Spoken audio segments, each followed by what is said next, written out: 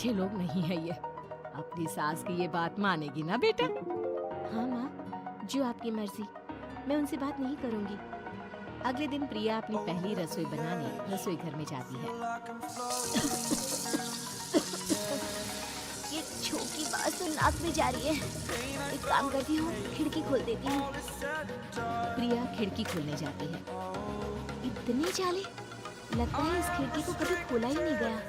पर ऐसा क्यों? नॉन वेज की स्मेल आती होगी ना। 2 मिनट के लिए खोल लेती हूँ, फिर बंद कर दूंगी। प्रिया खिड़की खोलती है। खिड़की खोलते ही उसकी नजर सामने वाले घर की खिड़की पर पड़ती है, जहाँ एक लड़की खड़ी होती है। हाथ में मेहंदी, लाल रंग की साड़ी, बिल्कुल सजी धजी, मानो प्रिया की तरह ही वो भी नई नवेली बहू हो। वो प्रिया को देखकर मुस्कुराती है।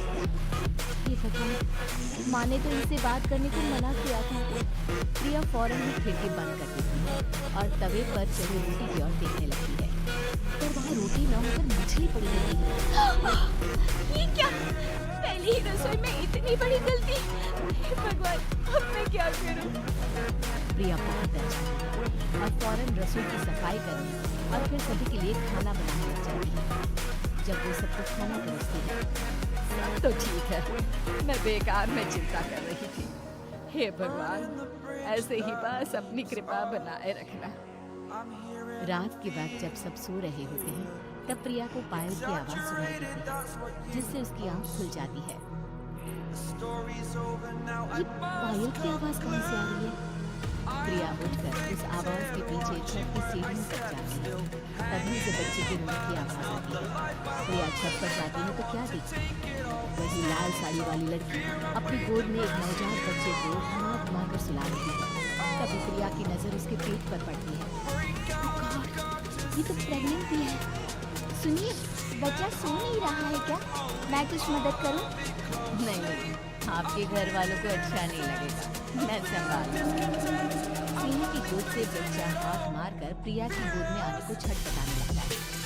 दोनों घर अगल बगल में बने होने के कारण प्रिया उस बच्चे को गोद में ले लेती है।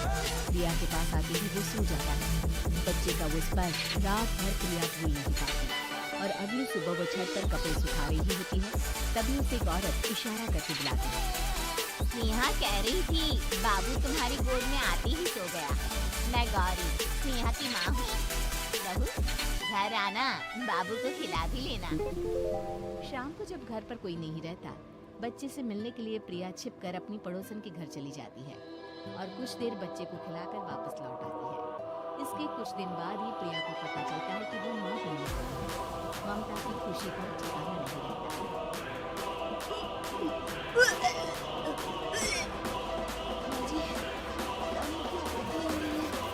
प्रिया भागती हुई वॉशरूम में जाती है तो हरे और लाल रंग की उल्टी करती है।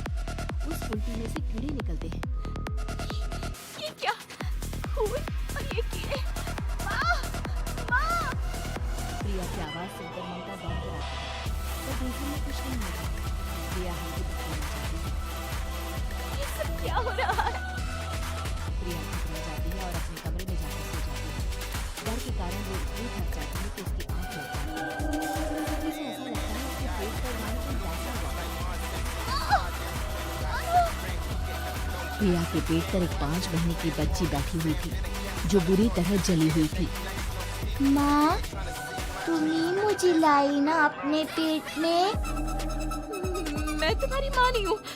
कौन हो तुम? माँ, देखो मैं जल गई बुरी तरह से। 6 महीने पेट में रहने को भी मुझे नहीं मिला। खिला दो ना माँ। बचाओ! बचाओ! माँ! ममता दौड़कर कमरे में आती है। प्रिया की बातें सुनकर वो सब समझ जाती है। तू कहीं बगल वाले घर में तो नहीं जाकर आई ना बहू? मुझे माफ कर दो, मैं गई थी माँ। उस घर में सब मरे हुए हैं बहू।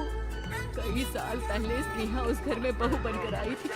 कुछ ही दिन में वो एक बच्चे को जन्म देने वाली थी।